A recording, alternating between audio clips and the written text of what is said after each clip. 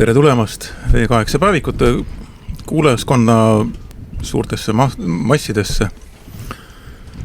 Pole ammu rääkinud, järelikult pole ammu kuulatud meid. Loodetavasti paus on kandnud.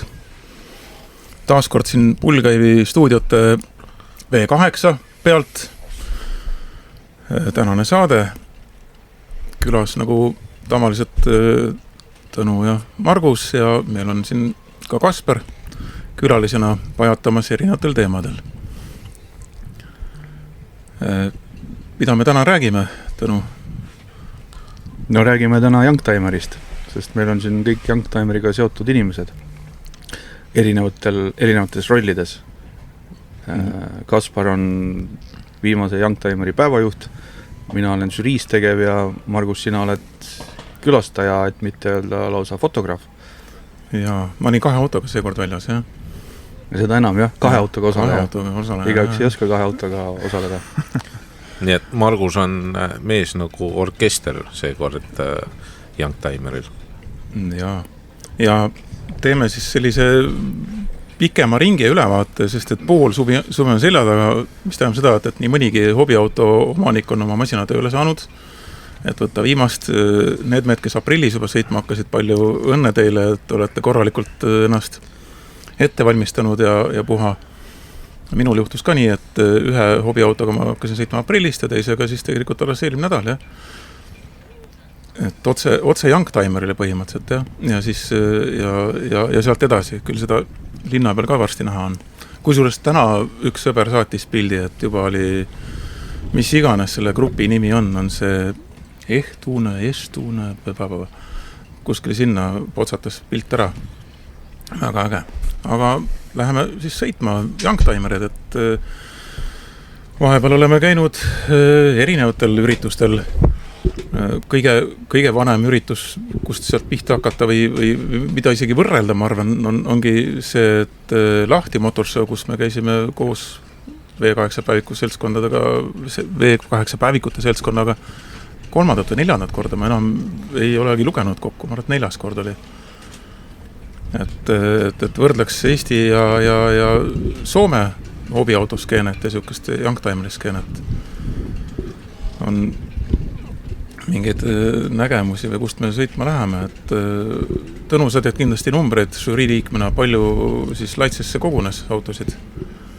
No Youngtimer Camp tänavu numbritest alustades toimus siis 10. korda, et päris staažikas üritus, ma julgeks öelda Eesti autoürituste mõttes, mitte kõige staažikam, aga 10 aastat näitab juba midagi. Ja osalejaid tänavu oli üle 300, see tähendab siis, et kohal oli üle 300 hobiauto, millest siis suur osa on Youngtimerid, selle ürituse mõttes siis 25-40 aastat vanad autod, nendele lisaks siis muidugi veel vanemad autod ehk 40 pluss aastat vanad autod, mida Youngtimeri žürii oma töös loeb oldtimeriteks. Ja rääkimata siis sellest, kuivõrd erinevad need autod kõik on oma päritolumaade, kirjetüüpide, liikide ja funktsioonide mõttes, et originaalkorras autod, tuunitud autod ja kõik see, et 10. korda vägev üritus ja vägevad mälestused nii žürii liikmena kui ka osalejana. Ma ei tea, ma annaksid pulga, et mis ajast, Kaspar, sa oled aastaid nüüd juhtinud seda päevaga, mis ajast sa mäletad, et sa esimest korda seal külalisena käisid? Ma olen 2 korda siis juhtinud, ehk siis tänavu ja üle-eelmine aasta ja Youngtimer Campil ikka üsna ammu sai käidud. Ma käisin ikkagi siis, kui autoleht oli veel Auto 24 all, ehk siis ma arvan, et sellest on äkki mingi 4 aastat juba möödas või. Ja üle-eelmine aasta, kui ma käisin, siis ma isegi käisin ühe hobiautoga, mis oli samuti seal väljas. Tegemist oli siis, kui ma ei eksi, äkki oli 64. aasta Ford Falconiga. Ma mäletan seda autot, ma ise käisin kohal mitte külalisena, vaid osalejana päris esimesel Youngtimer Campil 2017, siis ma olin ka nii võimekas, et ma läksin 2 isikliku autoga sinna kohale ja terve perega kusjuures esimest ja viimast korda. Ja see oli veel see aeg, kui Youngtimer Camp toimus küll täpselt samas kohas, aga see asfaldiplats, mis täna on asfaldiplats, oli toona siis veel killustikuplatsi. Et selle 10 aastaga on nii mõndagi muutunud. Põhiline on muidugi jäänud samaks, et fookus on endiselt autod, aga neid tegevusi on päeva jooksul seal juurde tulnud ja žürii liikmena siis tööd on ka juurde tulnud, sest vanasti ma mäletan, alguses oli neid hinnatavaid kategooriaid 4 või 5, nüüd on neid siis 8. Et 8 autot, mis said žürii poolt auhinnad tänavu. Kas need kategooriad on siis jooksvalt juurde tulnud või oligi nii, et alguses 4 või 5 ja siis järsku need 8? See on niimoodi vaikselt varieerunud, et 4 peamist on olnud algusest peale, parim Youngtimer, parim Oldtimer, parim tuuningi aasta üllataja ja neljale lisaks on siis viimased, ma ütleks 3 aastat äkki, olnud geograafilised kategooriad, et parim Euroopa auto, parim Ameerika auto, parim Aasia auto ja parim Ida-Euroopa auto. Vahepeal me üritasime nii teha, et me üritasime lisakategooriaid anda keretüüpide järgi, aga see osutus kiiresti nagu tupikteeks, sest see hästi ei töötanud, sest lihtsalt mõnesid keretüüpe oli rohkem ja mõnesid vähem ja see ei funktsioneerinud praktikas. Ja aastatega on ju tegelikult juurde tulnud ka, ütleme, lisategevusi peredele, lastele, mida ju ennem pole olnud. Niisugune hästi mõnus pereüritus on tõesti, et ma vaatasin ka just mitte ainult autosid, et ka inimesi, kes seal käivad. Ja nagu Tõnu ütles, et fotograaf, väga mõnus on pilte teha, vaadata ringi, jäävad päris pikaks ajaks meelde.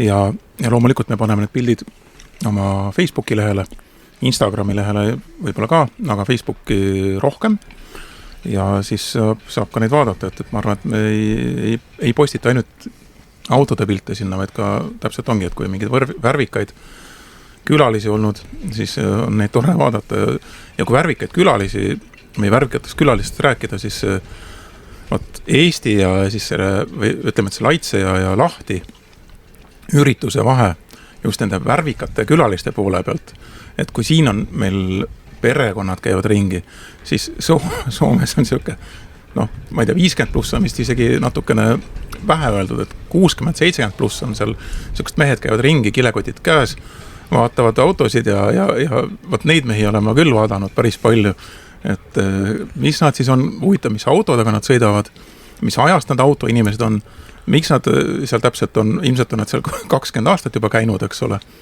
Ja samamoodi on ju Soomes on see ajastu teema on kostüümidega sinna juurde tulnud, et on erinevad kleidid, väiksed moeshowd on käimas viimased 2 aastal vähemalt ja on hästi tore just see ka olnud, et ei ole ainult siis nii-öelda autoshowga tegemist, vaid ongi siukese, ma ei tahaks öelda mingi retrobesti teemal, et tõmbame endale kõik need marati dressid selga ja läheme kuskile ralliparki, et ei, see ei ole selle jaoks õige koht, ma arvan. Aga Soomes on küll et kellel on mingi autentne soeng peas ja kellel on siuke mummuline kleit on täpselt selle õige auto juures. Et seda on tõesti äge vaadata olnud. No jah, kui Youngtimeri juurde tagasi tulla, siis see vanuseline eripära või vanuseline erinevus ilmselt näitabki seda, et Lahti autonäituse külastajad on keskeltläbi vanemad ja Youngtimer Campi külastajad on keskeltläbi nooremad, mis minu arust räägibki selgelt seda keelt, et noorem külastaja ju tähendab, kuivõrd tulevikku vaatav see sündmus on, et kuivõrd pikka perspektiivi sellel üritusel näha, et Youngtimeri kui auto eripära hobiautona siis minu arust ongi see, et see on selline heas mõttes selline sisenemispunkt kõige soodsam tõenäoliselt siis noorele inimesele, kes võib-olla seal 18-aastasena või 14 või 16-aastasena juba alustab seda oma hobiauto teekonda, eks ole, ja et see teekond nagu positiivne kujuneks, eks ole, siis mida taskukohasemalt see alguses läheb, seda parem ju.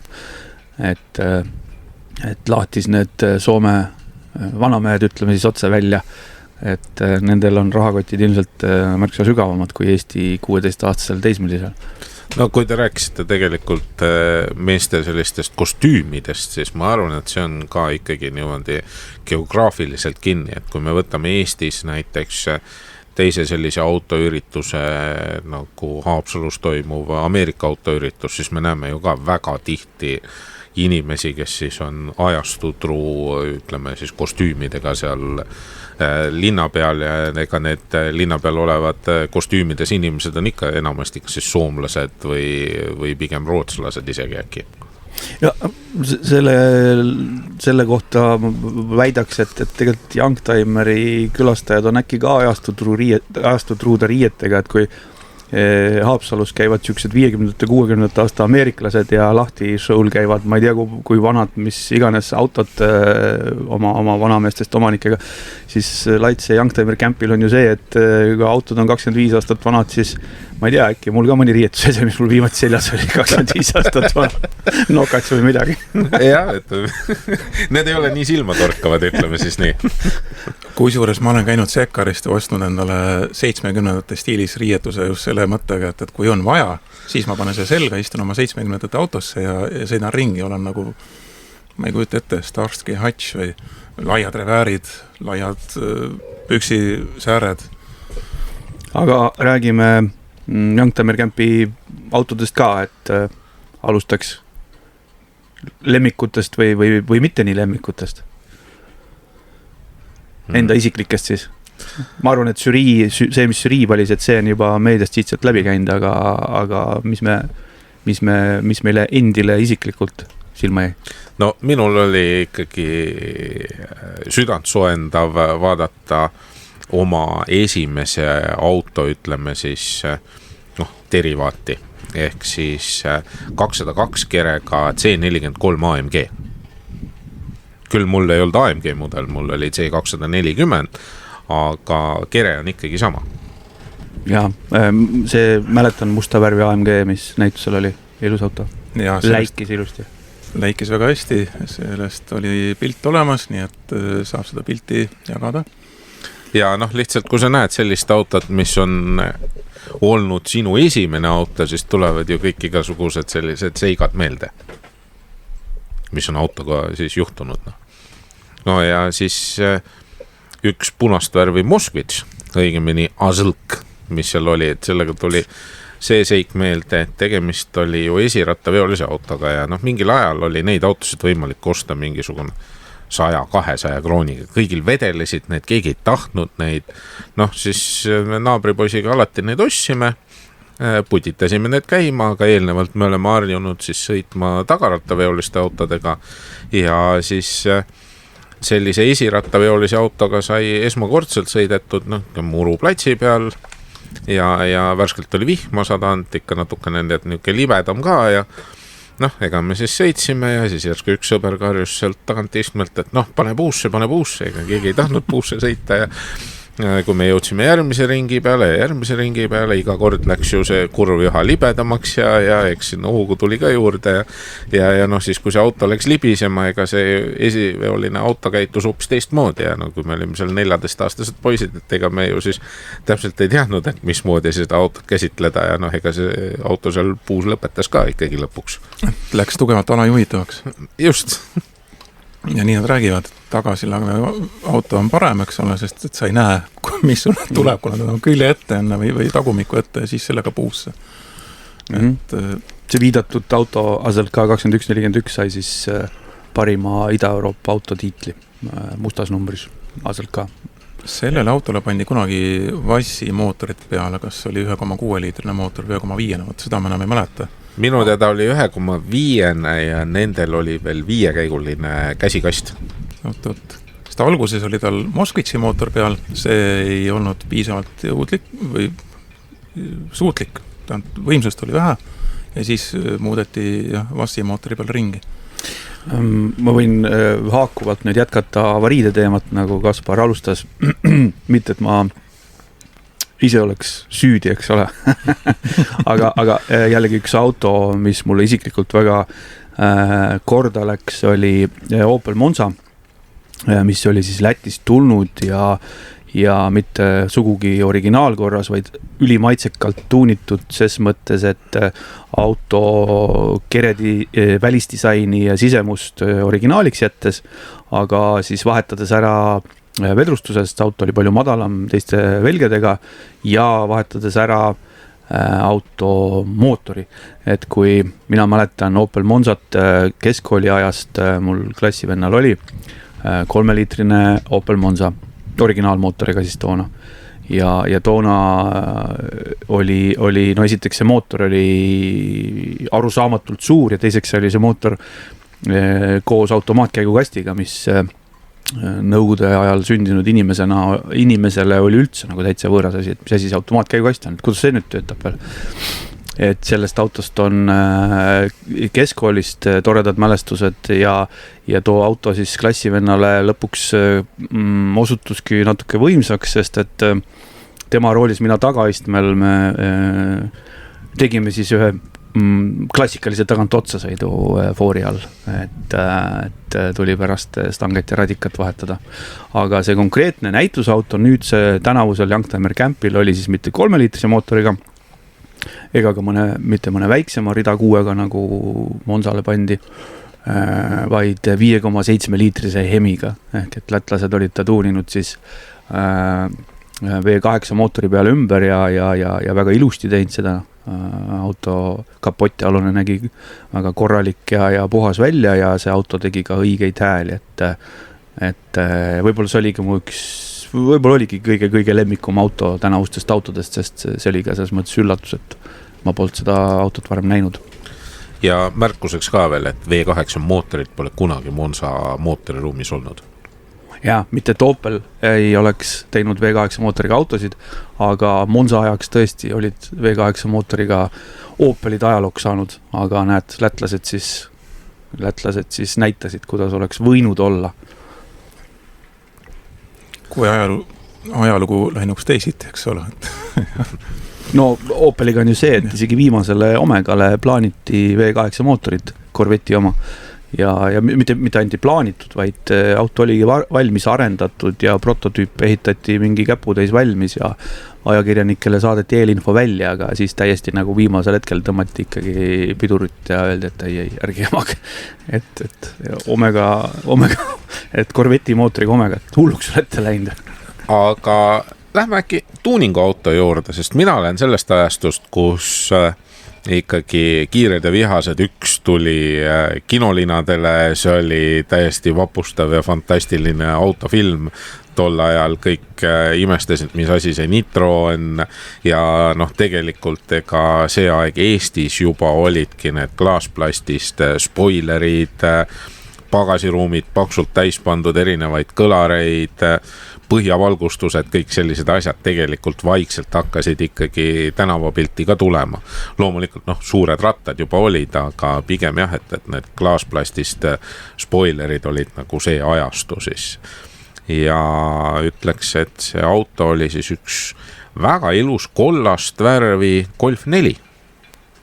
Ja ma ise seda tegelikult väga lähedalt ei jõudnud vaadata, aga ma eeldan, et seal olid ikkagi originaal sellised sakslaste spoilerid külge pandud, mitte soodsamad niisugused poolakate või lätlaste klaasplastist detailid. No see viidatud auto, see Golf 4 kollast värvi, see oli siis Golf GTI, millele oli pandud Golf R mudeli esikaitseraud. See on siis R32 oli ta siis veel. Et ja splitteri ring või ütleme splitterette ja küljelaiendid, et ja suured rattad, et seal oligi see, et seal auto oli nagu väga vähe tehtud, aga see tekitas nagu väga võimsa efekti. Üle ei olnud pingutatud, minu arust tuuningu häda põhiliselt on see, et pingutatakse üle. Kui ma eemalt seda vaatasin, siis mulle ei mulje, nagu tegemist oleks olnud Saksa tuuningu ettevõtte Reigeri spoileri ringiga. Ja vilksamisi nägin ka tegelikult auto tuppa, siis sinna olid pandud ikka sellised väga agressiivsed korvistmed ka sisse. Ja mootoriks see oli 1,8 turbo. Ja mootor oli jah, originaal. Ja BBS-i väljad all ikkagi, mis ju tol ajal olid ikkagi eriti kõva sõna. Kärgväljad veel muide. Ja see auto sai siis aasta üllataja tiitli. Ei olnud tuuningauto? Tuuningauto tiitli sai Opel Monza. Okei. Mulle meeldis hoopis üldse 2 asja. Mis väga meeldis oli see, et Volvosid on juurde tulnud, kahjuks ei olnud 780 seekord kohal, aga oli palju 240 seeria Volvosid, 3 või 4, kui ma ei eksi, oli üks Amazon Coupé ja need mulle meeldisid, aga kui tuuningust rääkida, siis üks auto, mis ei saanud nii-öelda, oli see honorable mentions, eks ole, et vääris ära märkimist, aga ühtegi auhinda ei saanud, see oli üks väga lihtne punane auto, pisikene selline, ütleme, talga ja pere auto, et Seat Cordoba Vario ja sellele masinale vaatad, et kui kõndisime mööda alguses, et mingi Seat, mis seal ikka on ja siis hakkasime vaatama, et oot, aga mis mootor seal vahel on ja mootoriks oli 3,2 liitrine Volkswageni mootor ja siis läksid pilgud edasi juba nii-öelda välja taha piduriketastele, mis olid originaalist ikka palju suuremad ja mis kõige ägedam selle juures oligi see, et see kõik oli nii-öelda ära registreeritud korralikult arvel, täpselt sellise ümberehitusena, nagu ta tehtud oli ja sees olid tal Cupra istmed, jällegi väga maitsekas värv, punane sellise auto jaoks on nagu täpselt rusikas silmaauku, et sobib väga hästi just, et väike tige putukas, korralikult nähtav, mida sa veel tahad saada sellest, et tõesti väga tore just tuuning minu silmis.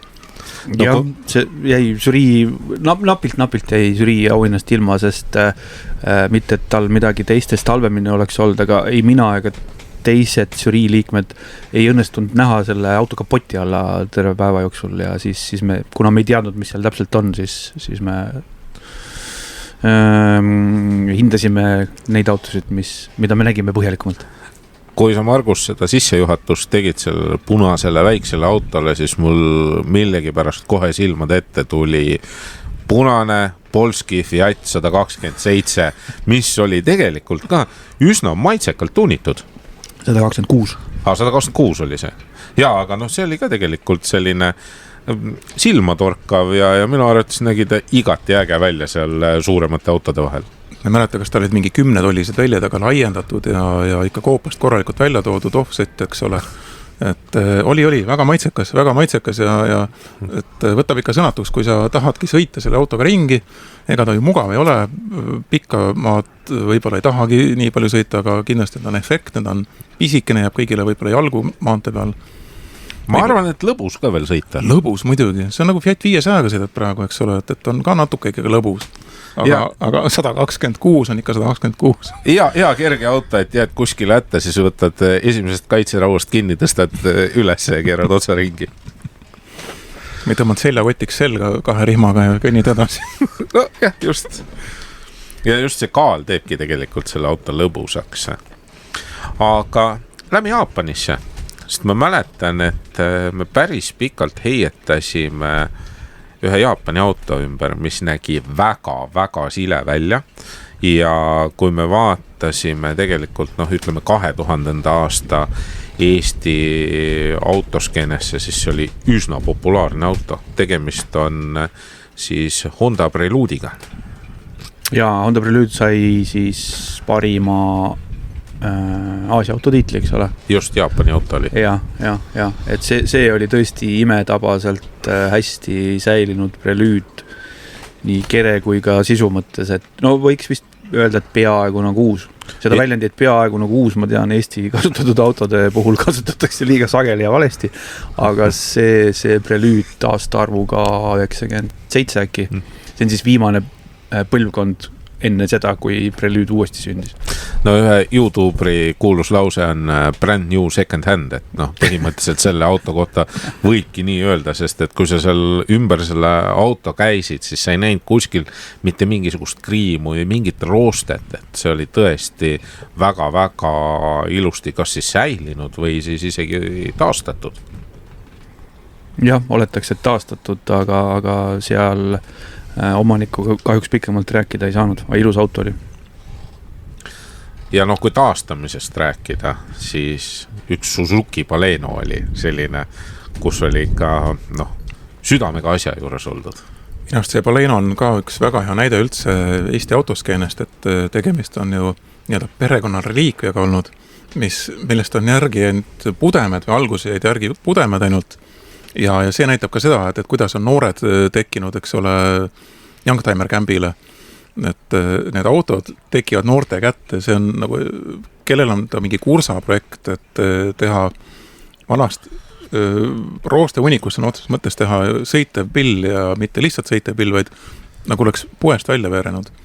Ja see auto oli minu info kohaselt uuena Eestist veel ostetud. Et mõelge ise, et kui ja äkki see oli mingi, mis aasta auto see oli? 98 äkki, sest ta oli facelift juba. No mõelge ise nüüd, 98. aastast tänase päevani selle autoga ma arvan, et oli talvel sõidetud, suvel sõidetud, Eesti seal soolavannis sõna otseses mõttes olnud, et ma üldse imestan, et seal mingisugune raamgi veel järgi on. Ega ei oldki, tagasild oli täitsa läbi roostetanud. See ei tehti uus, sest teda kuskilt saada ka ei olnud. Et puhast käsitöö, ise konstrueerimine, võib-olla siis mingid jooniste järgi, aga põhimõtteliselt jah, käsitöö oli tagasilla taastamine. Noorte innukusest rääkides siis Jaapani autode teemal, üks üllatajaid oli auto nimega Nissan Prairie. Prairie siis inglise keeles, mis oli ka ühe noormehe käes, kes ütles, et see auto on Eestis 94. aastast. Auto ise on muidugi 80-ndatest ja siis see noormees ütles, et selle auto Eestisse toomis aasta 1994 jääb ikka kaugele enne tema sünniaega, aga see auto siis oli ka Eesti talvesid näinud 94. aastast saadik ja mis selle juures kihvt on see, et tegemist on ainukese Eestis sõidus oleva Nissan Prairiaga ja siis sellel uuel omanikul olid selle autoga ka suured plaanid, et tööd seal jagub, et kere vajas töid ja tal olid ka seal tuuninguplaanid, et siukseid entusiastlikke noori on alati hästi südantsoojendav kuulda, mis nagu tõestab seda, et see hobiautondus ei ole ainult vanameeste asi ja ei ole väljasurev asi, et see on nagu hästi positiivne kogeda. Ja see tuuningu idee tegelikult ju tuli ka sellest, et see on selline auto, millest keegi mitte midagi ei tea, millele varuosasid ei ole saada ja no kui sa originaaliks ei saa teha, et siis on ju lihtsam tee minna tuuningu teed. Tore on see, et noortel on kindlasti võimalusi rohkem, kui oli 20 aastat tagasi, et võttagi ette küll rohkem kui 20 aastat vanad autod ja siis sellega nii-öelda enda oskus lihvida ja siis hoida sõidukorras autosid, mis muidu kaoksid ära meie vaatepildist, et jah, see Prairie nägemine oli väga äge, see, et tal pole B-piilarit, et see oli ka üks väga, väga mõnus vaatepilt ja ekstra punktid selle eest, et kuidas see auto seal positsioneeritud oli või ja ta eksponeeritud, mitte positsioneeritud, et olidki uksed olid lahti, eks ole, oli tehtud sellest istmetest kenasti voodi, nii nagu ta pidigi käima, see oligi see idee ja tõesti oli tore ja pluss veel kataloogid sinna kõrvale, et näha, milline ta siis uuena oli, kuidas teda juba siis eksponeeriti nii-öelda kataloogi järgi ja see on tõesti väga, väga mõnus oli seda näha. No ja kui nüüd rääkida üldse mingitest autodest, mis tehti, ütleme, mingisuguste piltide järgi justkui nii nagu endale heaks arvati, siis võtame ju kunagi Eestis siis niinimetatud sportautona ehitatud Ajar, mis peaks olema Ford GT40-ga sarnane asi, aga kui sa seda vaatad, siis põhimõtteliselt sarnane on ka isegi tegelikult liiga hästi öeldud. Ta oli veidi kõrgem, eks ole, kui GT40, kui sa seisad GT40 kõrvale, siis on puusani masin ja see Aiar oli enam-vähem ikkagi rinnakõrgune masin. No ma arvan, et see Kaspar peaks natuke tutvustama seda autot, sest enamikul ilmselt ei ütle midagi see nimi Aiar. Aiar on Eestis ehitatud ladatehnikaga klaasplastist auto, ega ma sellest rohkem ja täpsemalt midagi väga ei oska öelda, aga kõik, kes tahavad seda autot täpsemalt näha ja sellest siis natukene rohkem teada saada, siis Motors 24 ajal me siis käisime filmimas Lauri Tõnspoja juures seda ja Lauri siis restaureeris seda, nii et kui te olete Auto 24 YouTube'i kanalile, siis te kindlasti leiate need videod üles selle auto kohta ja ma arvan, et see on ka kõige parem koht, kus selle auto kohta täna infot saada. Kas selle auto oli nii, et kokku tehti 5 klaasplastkäret, nendest 4 komplekteeriti ära ja 5 kere jäigi kuskile ripakile, aga ega ma rohkem ka ei mäleta, ma olen seda videot näinud. ma ei taha siin midagi öelda, et ma arvan, et ilmselt ma eksin väga palju faktides. Ja. Aga jah, see oli ka mõnusalt välja pandud. Hea oli ringi vaadata selle ümberringi ja kusjuures mingil hetkel oli see nii palju rahvast ümberringi, et ega ei saanudki ligi. Ja see oli tegelikult kõige ägedam, kuna ma ise ju enamus ajast mikrofoniga selle auto läheduses olin, siis just väga palju inimesi tuli, mis asi see on? Kus Eestis tehtud? Et just sellised emotsioonid GT40 või? No vaat seda ma sealt väga ei kuulnud, et pigem oli, et mis see on. Ja seal kõrval olev Eesti siis kõige uuem Estonia vormel, see jäi isegi tegelikult rohkem tahaplaanile. Sest et Aiar on ikkagi üsna unikaalne. No Estonia vormeli kaitseks ma ütleks mudel 26.9 oli see siis, et kõige uuem jah, aga tegelikult siis kõige viimane Estonia vormel. Et ses mõttes ta väliselt võib-olla on nagu paljud teised Estonia vormelid, aga ajaloolises mõttes siis mõnes nii-öelda võib-olla kõige säilinud Estonia vormelitest tõenäoliselt ajalooliselt kõige olulisem, et see on see konkreetne auto, millega Eesti vormeli ehituse, Eesti vormeli seeria tootmise lugu sai lõppu, et see auto on siis täna kah Laitse rallipargi püsikolaktsionis väljas ja sellega saab seal nagu põhjalikumalt tutvuda. Ja mul õnnestus ju tegelikult intervjuu teha Meelis Telliskiviga, kes on tänaseks Amteli juht, aga tol ajal tema ju tegelikult sõitis selle vormeliga ja ta ütleski, et kui nad seda vormelit siis hakkasid ehitama, siis eesmärk oli see, et minna eemale nõukogude tehnikast. Ehk nad tahtsid meelega seal kasutada lääne tehnikat, et seal oleks Volkswageni mootor, seal oleks siis välismaa rehvid, välismaa pidurid, et näidata, kui hästi ja vingelt siis eestlased suudavad vormeleid teha. Ja ma igaks juhuks konteksti jaoks lisan, et see auto siis arendati välja aastal 1999 ja seda esitleti aastal 2000. Et me ei räägi enam mingist pimedast nõukaajast või nõukogude Eestist, et me räägime ikkagi reaalselt Eesti Vabariigi ajal välja mõeldud, välja töötatud ja valmis ehitatud vormelist, et ses mõttes ja eestlaste poolt. Just nimelt. Kui siit edasi minna nüüd automajas eksponeeritud tudengivormeli peale, eks ole, mis on ka Eestist välja töötatud ja tudengite poolt, et neid oleks pidanud 2 tükki veel kõrvutama ära. Mis on siis saanud Eesti vormeli ehitusest, ütleks, et ainult head?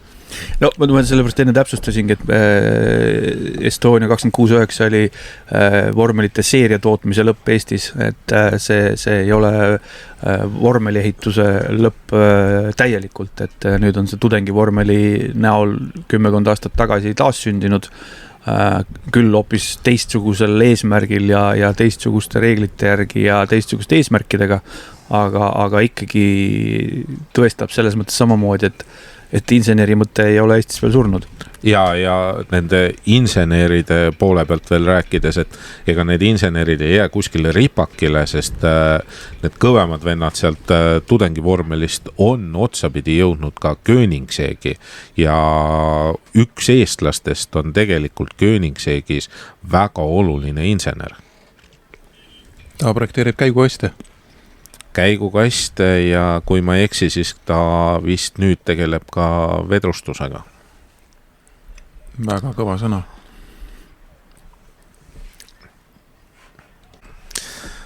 Aga inseneritehnoloogiast, et omal ajal ju ka tegelikult ameeriklased tegid väga-väga vingeid asju ja ma võiks öelda, et tänavune Ameerika autovõitja oli ka mingis mõttes ikkagi väga kõva, ütleme, inseneritöö. Või mis sa sellest, Tõnu, arvad?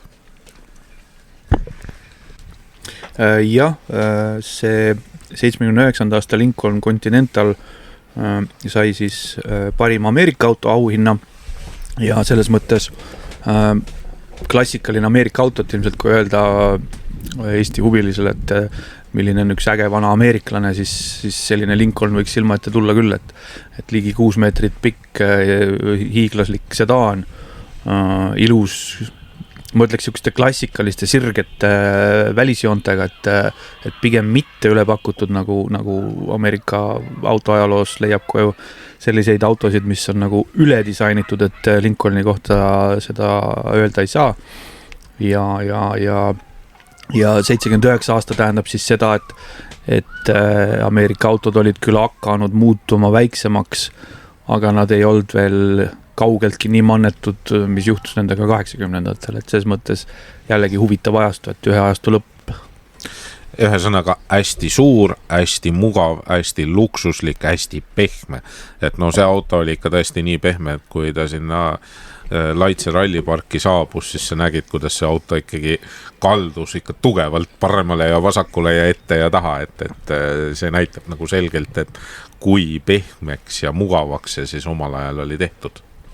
Ja Lincoln automargina ei ole tõesti kunagi sellist rahvaautot tootnud, ikkagi ongi luksusele ja rahale sihitud, et kes tahab luksust, oli nõus sellest maksma päris head raha. No jätame siin need uuema põlvkonna Lincolnid välja, aga tõesti just, et need vanemad, suured, kandilised, et need olid ikkagi tõesti, ütleme põhimõtteliselt, et Eesti, ütleme nõukogude ajaga seda võis isegi näiteks kas või ütleme mõne Volga või Tšaikaga äkki võrrelda. No ta on pigem ikkagi Tšaika mõõtu, kui mitte veel suurem, jah. Volga on pisike selle Lincolni kõrval. Ja väike täpsustus Kasparil ka siia kõrvale, et vaata, meie jaoks auto tootmine lõppes niikuinii ju 20 aastat tagasi ära, et nüüd tehakse mingid sihukesi, mida iganes, aga seda autoks väga nimetada ei saagi meie. Ja kui nüüd sellest V8-st rääkida, siis see V8 läks seal ikka niimoodi käima, et põhimõtteliselt pidid auto lähedale kõndima ja kuulama, et kas see ikkagi töötab või mitte, et see surises ikka nii vaikselt nagu elektriauto. Ja V8 vist on äkki hea üleminek peaauhinnan, et mis auto sai tänavu aasta Youngtimeri tiitli. Kahju üks V8. Ja kirsipunane või maasikas, ütleme maasikas. Täitsa maasikas oli see. See oli Audi S6 aastast 95. Ehk siis C4 kerega. Ja, et automaatkastiga, aga igat selline originaali lähedane. Ta oli ikkagi vist sihilikult täiesti originaali sätitud, et seal vist valesid tükke ikkagi ei olnud, et väljed olid õiged, vedrustus oli madaldamata, kapotialune oli ilus puhas sisu, kerevärv, et täiesti siukene originaalauto, nagu ma arvan, see 95. aasta Audi täna nagu vääribki hoidmist, et originaalina pigem. Ma mäletan, et selle auto omanikuga rääkisin juttu 2 aastat tagasi samas Youngtimer Campil ja siis ta ütles, et siit on meil vaja teha, sealt on natuke vaja teha, nii et ja kui suurest ta oligi teinud, et jah, et see auto ei olnud esimest korda, see ei olnud nagu päris võõras auto, varem ta ei olnud auhinda saanud, aga oli näha, et niigi head, ütleme siis toorikut oli veel paremaks tehtud, et seal pisi täiendused, et seal oli juhiistmel vist mingisugune osa vahetatud ja midagi äkki värvitud, et sellised pisi asjad, aga kokkuvõttes need loovad selle terviku, mis vääris siis pea auhindad enam. Ja intervjueerides omanikku siis ta ütles, et tegelikult on veel küllaga minna ja väga raske, et tegelikult sellele autole ei leia üldse lihtsalt varuosasid. Aga kui nüüd maasikatest rääkida, siis minule jäi ka silma Oldtimer, milleks oli Opel Kadett GT ja see oli selles mõttes äge auto, et oli väga maitsekalt tehtud, see roheline värv, see pruunikas sisu, jah, selle velje üle seal võib vaielda, et kas see peaks seal all olema või mitte, aga iseenesest see ka nagu sinna sobis ja mis oli kõige ägedam oli intervjuu selle auto omanikuga, tegemist oli naisterahvaga ja naisterahvas ütles, et näed, et mul on selline olukord, et mees on hull Opeli fänn ja ta on kogu aeg garaažis ja mul hakkas igav ja siis me seal vaidlesime ja ühel hetkel mina sain selle Kadetti ja nüüd see auto siis siin ongi sellisena, et see tütarlaps siis oma kaaslasega siis koos ehitas ja restaureeris seda autot siis. No väga äge, ma sain aru, et see oli üks perekond, kus oli lisaks Kadettile ka Monza ja oletatavasti veel mõni Opel, et väga kihvt, kui Opeleid harrastatakse. Ja tegelikult see lugu selle auto ümber annab ju ka veel rohkem, ütleme, emotsiooni siis. Ja kui mõelda sellele, et tegemist oli 83. aasta Kadettiga, 82 ja 80, ütleme siis 3. aasta auto saab parima Oldtimeri auhinna, mis oli igati okei, et see oli üle 40 aasta vana auto, aga siis tunnen ikkagi see, et huvitavad 80. aastat autod saavad Oldtimerit auhindu, et no justkui nagu Youngtimer, et justkui need sõitsid Eestis, need Kadetteed, sõitsid Eestis ringi kasutatuna siis 90-ndatel, aga sellest aastast on ka juba 30 aastat. Ja nendest aastatest rääkides siis ju, mida me arutasime, 7. seeria BMW-d sa ju tegelikult ootasid väga pikalt sinna. Ja mul on see on selline isiklik kiiks, et mis saab olla nagu kõige uuem moodsam auto, mis reeglite kohaselt saaks siis osaleda Youngtimer Campil, et auto, mis on 25 aastat vana, ehk et kõige moodsam saab olla see, et mis 25 aastat tagasi just välja tuli, et tänavu on 25 aastat tagasi aasta 2001 ja kõige moodsam auto, mille ma ise nagu peas välja mõtlesin, mis välja tuli aastal 2001, oli 7. seeria BMW põlvkonnast E65. Ehk et siis kurikuulsa disainiga, kurikuulsa e-drive'iga, tohutult moodne keskekraaniga auto, mis sai tohutult kriitikat, oli tegelikult väga hea ja edukas auto, aga see auto oli tänavu Youngtimeril olemas.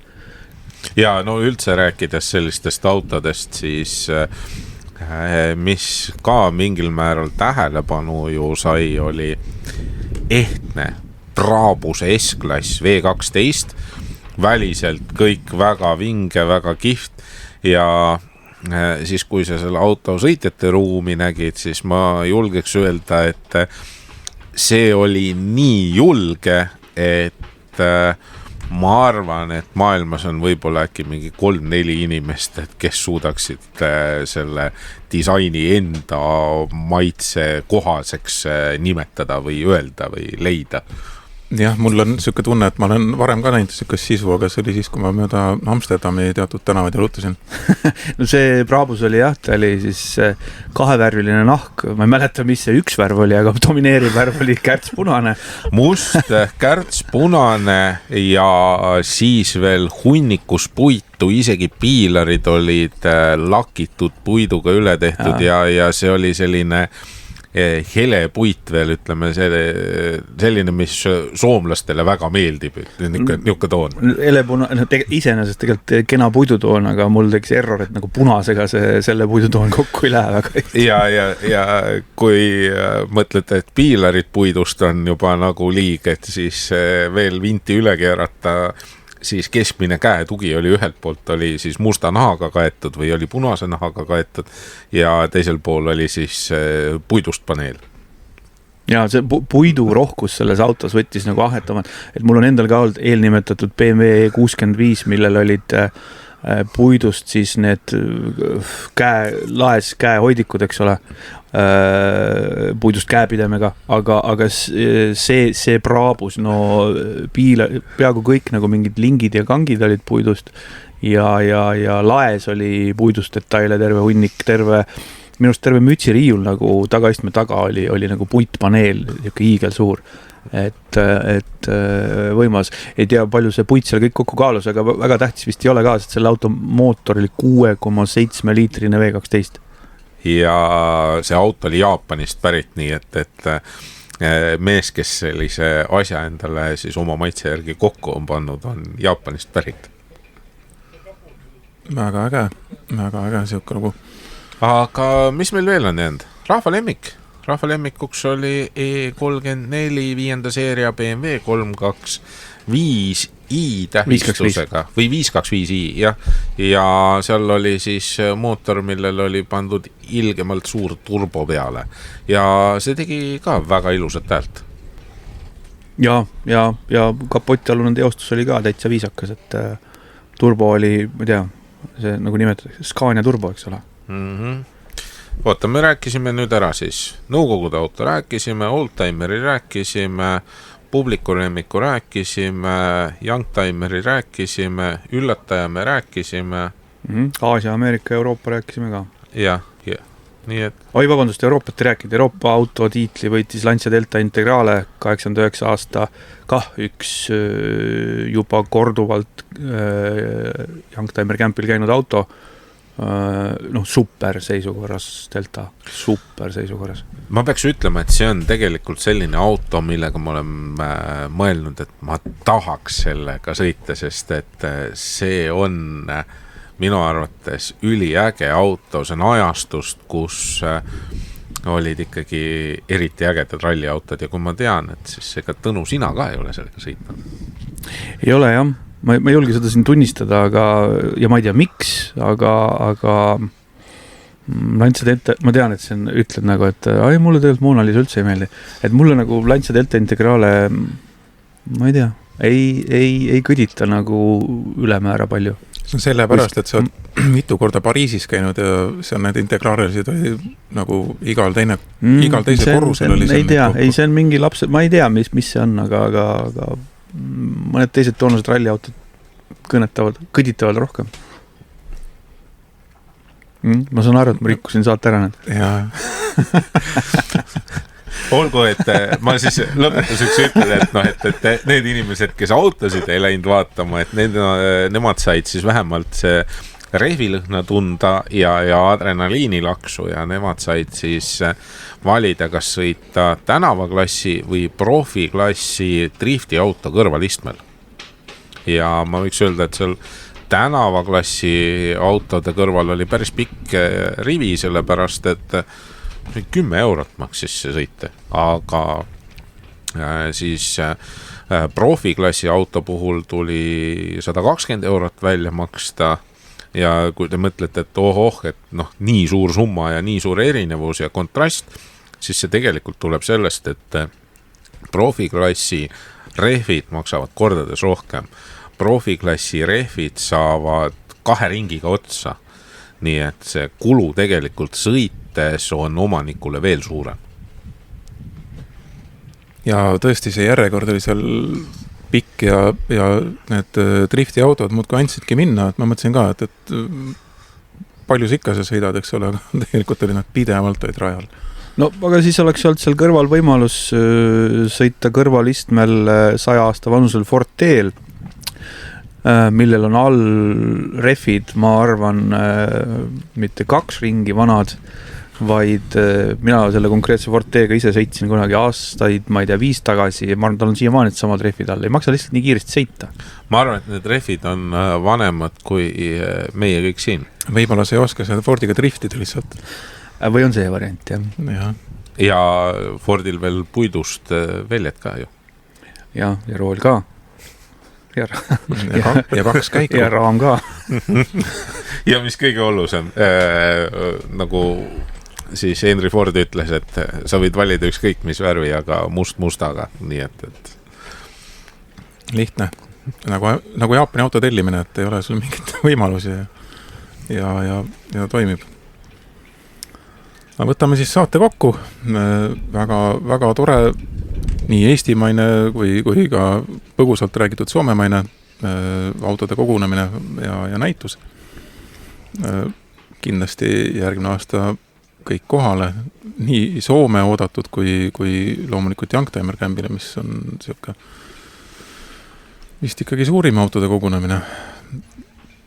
Selles mõttes, et erinevate masinate kogunemine, et loomulikult on omad klubid ja tegelased koos, aga just selline, et saada suur ülevaade ja tõesti see, et lätlased on kohal, soomlasi on kohal olnud, eks ole, ja mul enda tuttavad soomlased on ka öelnud, et pagana, et Soomes ei ole oma autot kuskil näidata, aga see Laitse Youngtimer Camp on täpselt see õige koht, et tal on Sierra Cosworth 4x4 ja ta on korra käinud ja enamus aega ta paneb kokku seda. Ja tema on üks nendest meestest, kes ei ole siis augusti alguseks oma hobiautot veel tööle saanud, aga suvi kestab veel, nii et kõigile palju kilomeetreid ja mõnusat suve.